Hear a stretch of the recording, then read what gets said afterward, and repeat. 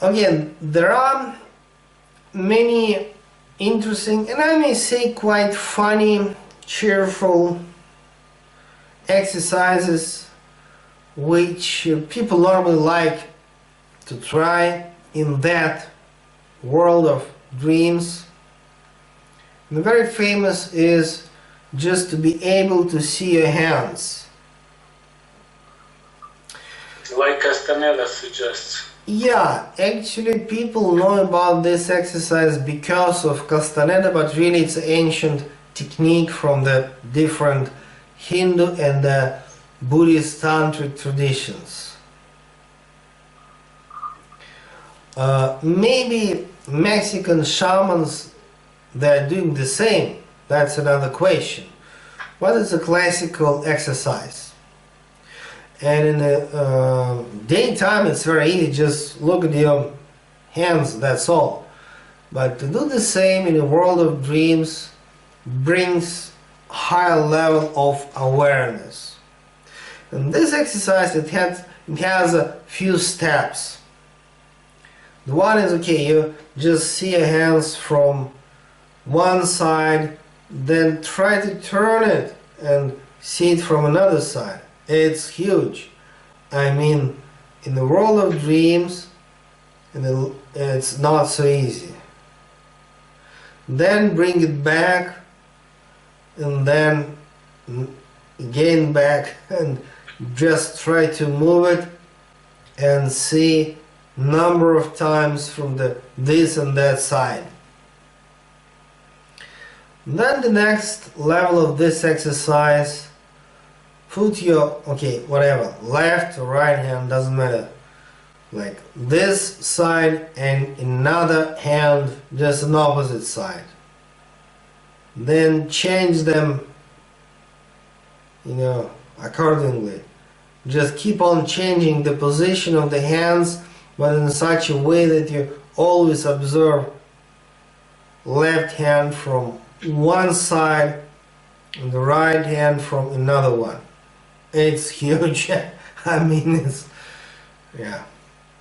Then try to put two fingers together, then next fingers together, then next finger, the next fingers together, then come back.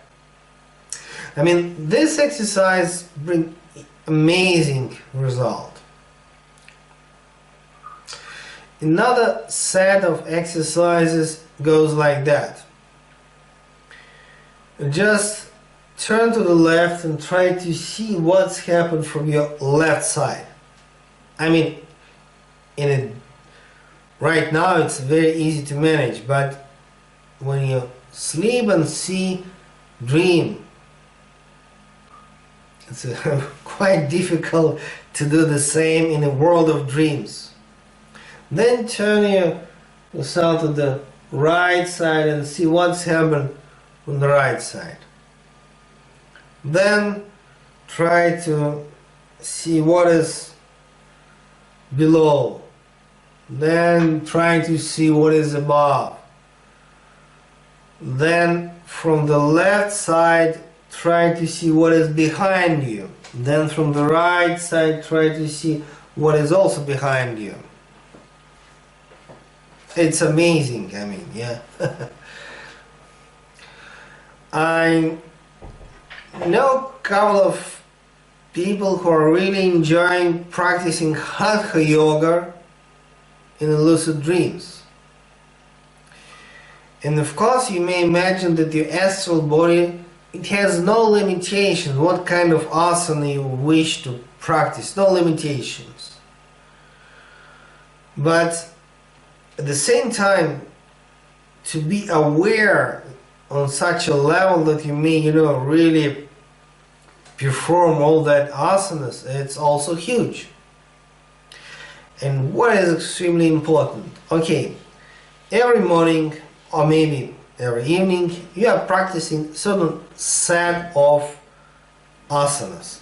And you have a habit. Okay, this is going to be this always first, the second, the third.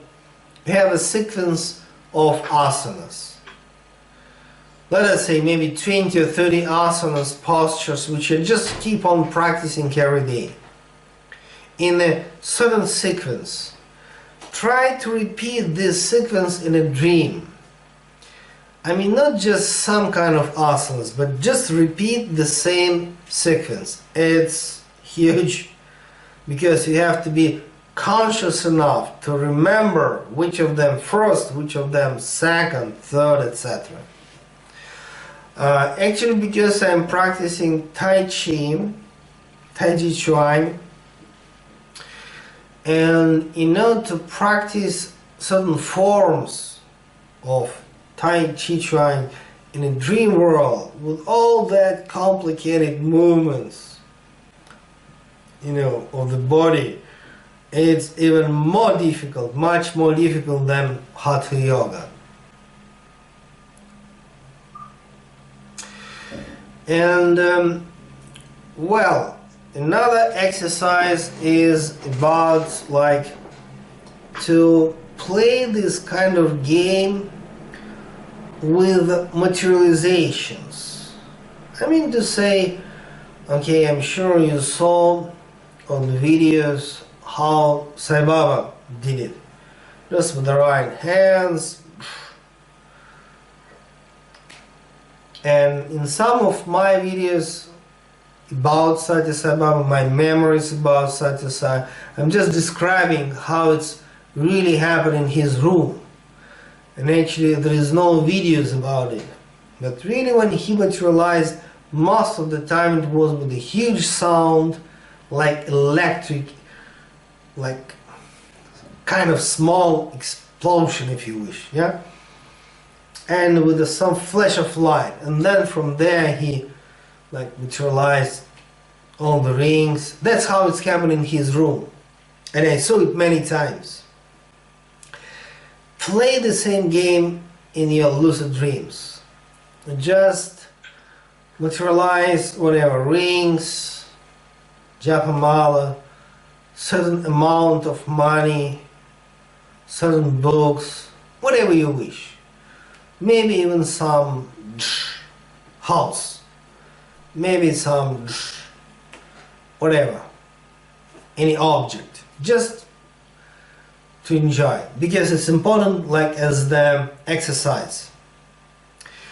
If this game of materialization, when you in that world of the lucid dreams, is very powerful, because the main point is that when you may understand and realize something in that world of the dreams, then when you come back to the daytime, you are a totally transformed person. Because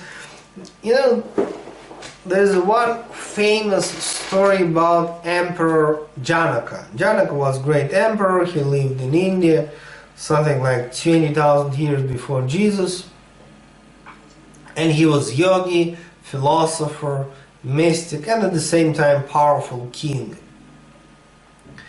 And one morning he woke up in a state of shock, because he was, young, strong, rich, king.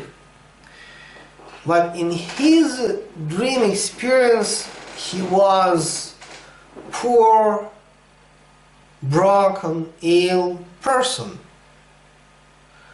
in some unknown city somewhere. And then in the morning, he asked himself, what is real, what is not real?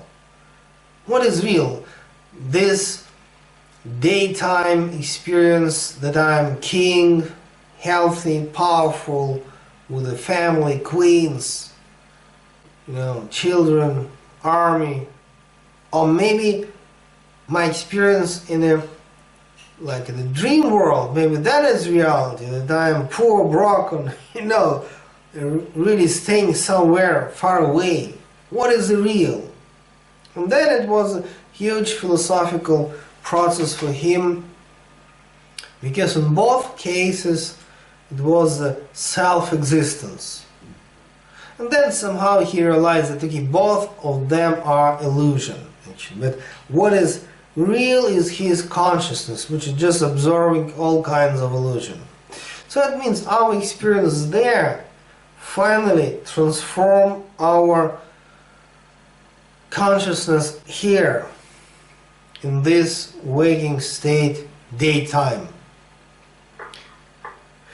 And okay, if you are able to be conscious there, it means you will be much more conscious here.